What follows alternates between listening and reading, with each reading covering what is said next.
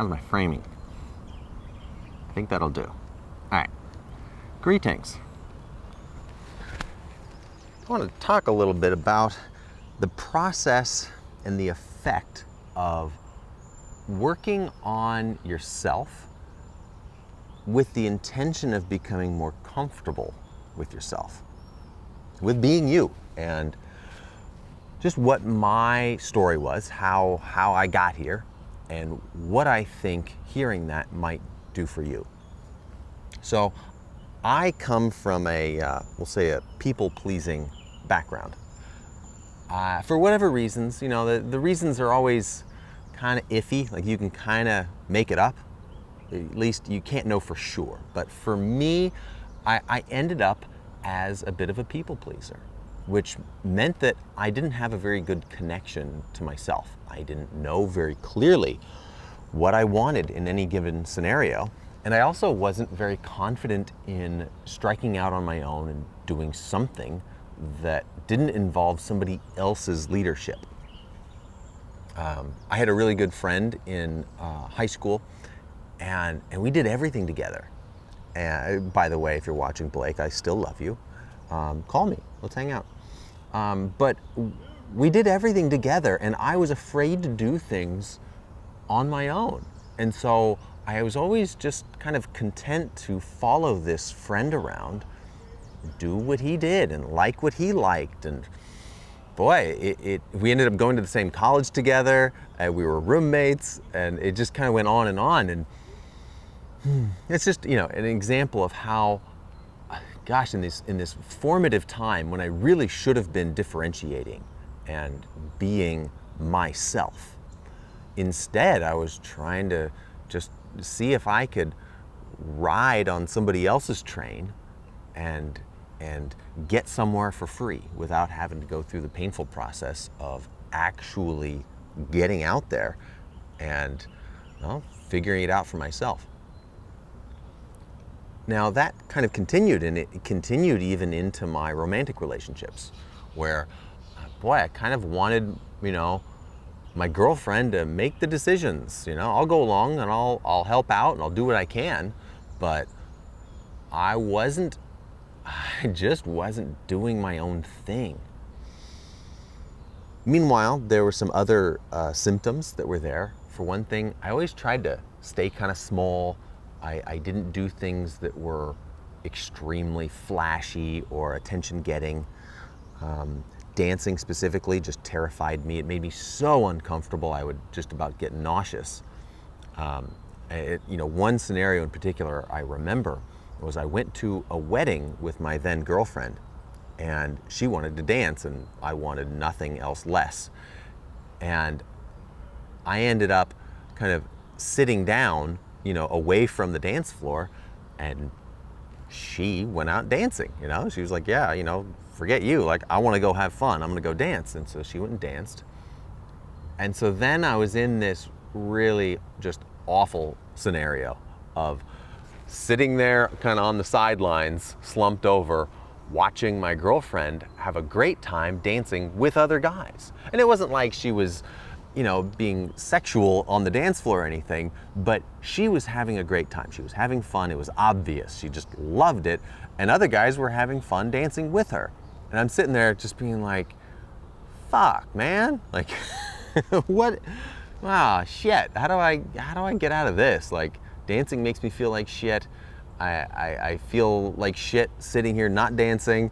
And it just felt awful, all around awful. Now, why is that? Why was dancing such a hard thing for me? And again, it's come back to stories. I can come up with a story. Who knows? Maybe I was made fun of at some point when I tried dancing, because little kids dance. They're not self-conscious. But at some point, I became very self-conscious, and it's like it's like the cement dried, and then I was just frozen, no more movement. And well, for one thing, that is just tragic, because dancing is so much fun now that I'm getting into it. For the first time as an adult, I'm learning just how amazing it is on so many different levels. But at its core, what had happened was I got the message on some subconscious level that I couldn't be me, and that I couldn't do something that might single me out for judgment. And so, for survival's sake, I developed this way of being that made me small, it made me less visible, it made everything less risky. And that bleeds over into everything. It bleeds over into career and romantic relationships, and just your passionate, your ability to find and direct passion. And it soaked into my whole life. Anyway, fast forward, and there were some things happened that kind of kicked me in the butt and got me looking at things differently. I ended up getting married, and we got pregnant, and then my dad died right before my first kid was born, and then my kid was born, and all these things really just got me looking at my life a lot closer and asking some tough fucking questions, and just being like, I see some things differently now, and I want to do something about it. So I got into it and started doing things like dancing, and I had to make it real safe for myself. I've told this story before, but I had to reduce the difficulty level down to my level, down to what I could actually handle. And what that was for me was absolute and total privacy. Lock the doors, close the blinds, turn off all the lights, put on headphones, smoke a joint, and just give myself every bit of assistance that I could. And then I started to loosen up. I started to be able to dance. The dancing was awful, as you might expect, but that doesn't matter. In fact, I don't even really want to talk about the skill of dancing because it's totally irrelevant. You can experience amazing benefit at any skill level of dancing, because dance does not have to be about a public performance. It can be, but it doesn't have to be. And once you can get over that and move past it, then you can open yourself up to a way of moving. You could call it dancing or call it something else, it doesn't really matter, but that it changes you, it affects you. It changes how you show up to the world. And so that's what I was doing. I was working on freeing up movement. Because you can approach this from different sides. I wanted to open myself up in general. I wanted to be just more free with who I was and how I expressed myself. Now, I could have done it the intellectual way. Like, oh, let's just think through this. Let's solve the puzzle in my head. Or I can start moving. And maybe the best thing to do is to do it from both directions and meet in the middle. But I'll tell you, nothing really did it for me quite like actually moving my body. Moving my body in a way that said, I don't give a fuck if somebody sees me. I don't give a fuck if it looks awkward, if it looks dumb. It doesn't matter. And I had to give my body, I had to give my nervous system the message that I loved myself even if my dancing sucked. And I think that's the critical part. And that's the culmination so far of a few years of working on myself, of self-development, really emotional self-development. Forget the physical self-development or developing your career and all that. This is like who I was in here needed work, and specifically needed love and acceptance. And even more specifically, needed love and acceptance from myself.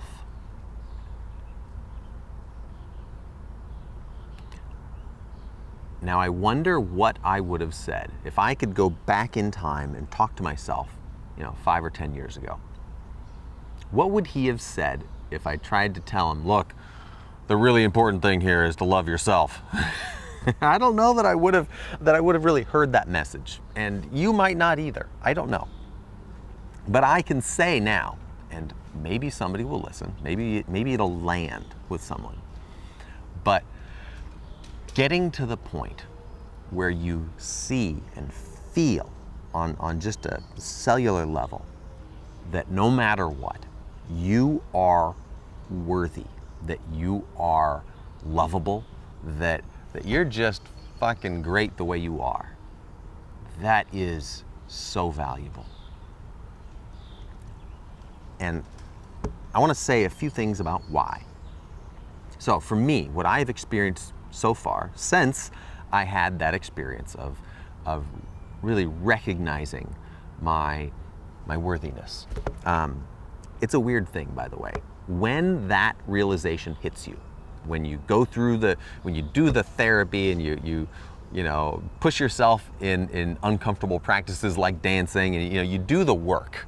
When you do the work to get there emotionally, and then you have that moment where it hits you, you actually get knocked over the head with the truth of your worthiness, that you are justified in every way, shape, and form.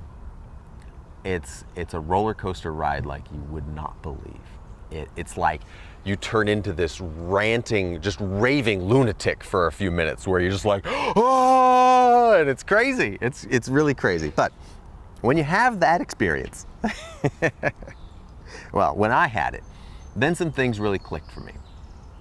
One of them was that, I understood so much about why certain relationships in my life worked out the way they did.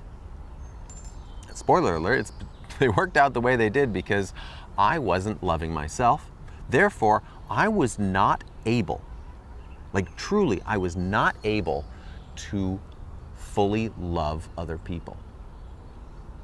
It's like I had to experience what it took to love myself. I had to go through that process to feel what that felt like, to totally accept myself.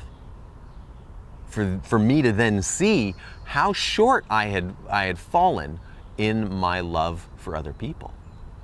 And then I could see, oh my God, I was not loving and accepting other people in my life. Nobody. I was not in total love and acceptance of my wife, my parents, my siblings, my friends, my neighbors, not even my kids. I was still attaching strings in some way. I was attaching strings on all of those relationships. Oh man. And so it made me, it sent me for such a big ride. I was like, oh, so in order for me to fully love someone else, I have to first and foremost love myself. I have to accept myself in my worst moments. At my worst, I still have to consider myself worthy. And then I would be able to do that for other people, using that as my foundation. And then I saw in that moment, I saw that it was actually it was not an act of selfishness to love myself. It was actually for the good of everyone that was important to me in life. Because I wouldn't be able to love them. So take my kids, for example.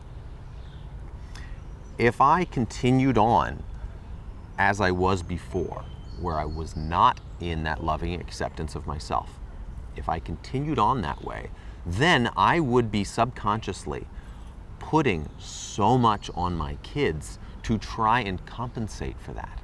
I would be putting my expectations on them. Like, oh, I want you to be better. I want you to be perfect because I'm not. And I see that pattern now. I see that. I understand when I see other parents doing something the way they're doing it. And I'm like, oh, yeah. You want your kid to be better because that kind of helps justify you. It helps redeem you. Something like that. Now, this is all just armchair YouTube psychology, but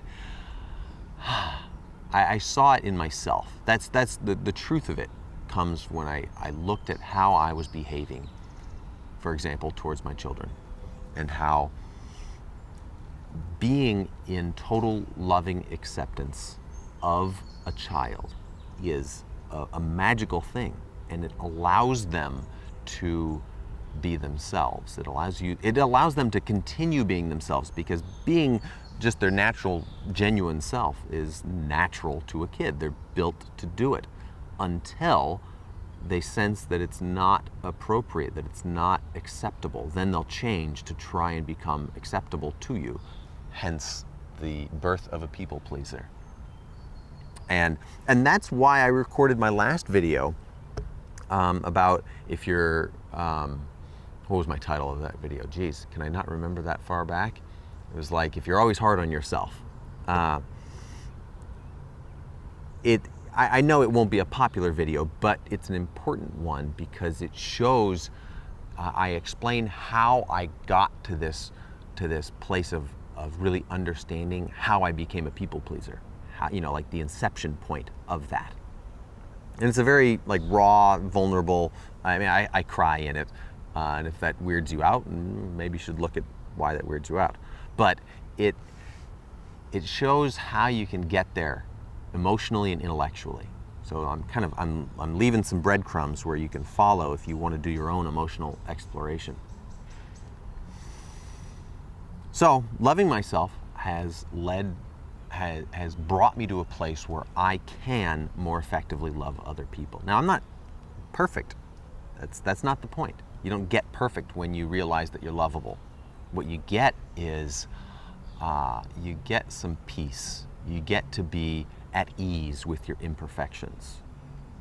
I get to be more at ease with myself, even though I do not yet perfectly love everyone in my life. But at least I'm not shaming myself anymore because of that. Now, other areas that this will present itself would be career. Hey, are you following a path that is really meaningful to you? Are you able to bring yourself fully into that endeavor? Or are you trying to project something that is unnatural to you? I think YouTube is an awesome way for me to get feedback on how I'm doing with myself. I'll mention another previous video of mine, YouTube as a spiritual practice, because it really does show what I'm doing. It shows how I am doing. And as I get better, as I develop, as I grow up, that will be reflected in my videos. This is just super interesting. I think it's fascinating. I even love that this right here, my delivery, is a reflection of my state of development, of how at ease I am with myself. And I feel much more at ease with myself than I would have doing the same thing 5 years ago. So it's a really big difference, how I can just feel comfortable in my skin, feel comfortable enough to post videos of me crying on YouTube, feel comfortable enough to talk about, oh my God, I realized I wasn't fully loving my wife or something. Like, they're big things, and I wouldn't have been able to do that previously. And I'm grateful for that. It's actually invaluable. I don't think I could put a price on it.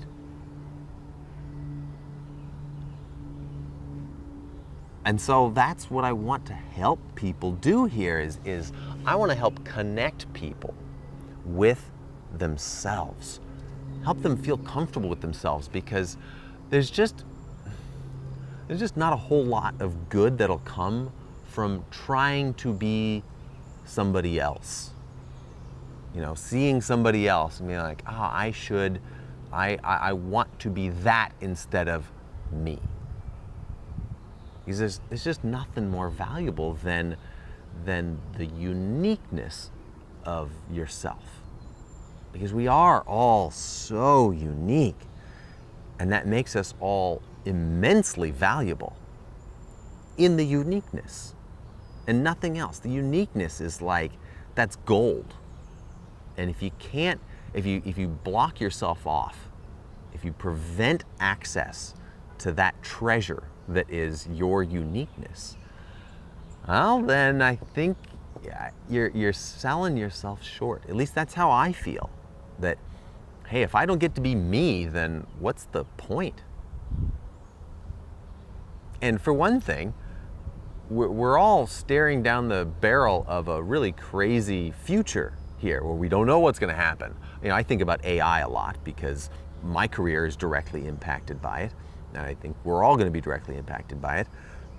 But I know that if I am going to have any fighting chance of remaining valuable to society, it's going to be through me being me. It's not going to be through me trying to become somebody else, because they've already done it. They've already mastered it. I can't beat anybody at their own game. And so the more I can lean into being me and following my own nose, then I think the more uniquely valuable I'll be. So I hope I've explained why I think it's so worthwhile to do the emotional work, to explore, to ask questions that maybe seem obvious, that you thought you had the answers to. Ask them again and keep open so that you can start to, well, get reacquainted with yourself. It's a worthwhile process. I don't think anybody that does the work and comes out on the other side goes, yeah, that was a mistake. I wish I had stayed ignorant of who I really was or what I really loved in life. Or I wish I hadn't developed the ability to foster a really beautiful, loving relationship where everyone is loved and accepted and feels comfortable and safe around each other. Like, nobody regrets that. I certainly don't. So if this kind of thing interests you, if you want to get connected with your genuine self, if you want to hear what your soul wants in life, if you want to feel comfortable, even being in front of a camera, talking to a camera and feeling like, oh yeah, I can still be myself, instead of freezing up and being like, oh my God, I'm being watched. Like, if any of that interests you, then stick around and I'll keep making videos about it, because I think the more I can help people be themselves, the better we're all off. All right, that's it. Now, I have to go back to the DMV because I've got a ticket in my pocket. And at some point, they're gonna call my number and it'll be my turn to go renew my license. So I'm gonna go do that, and I'm gonna wish you a very merry day, and I'll see you next time.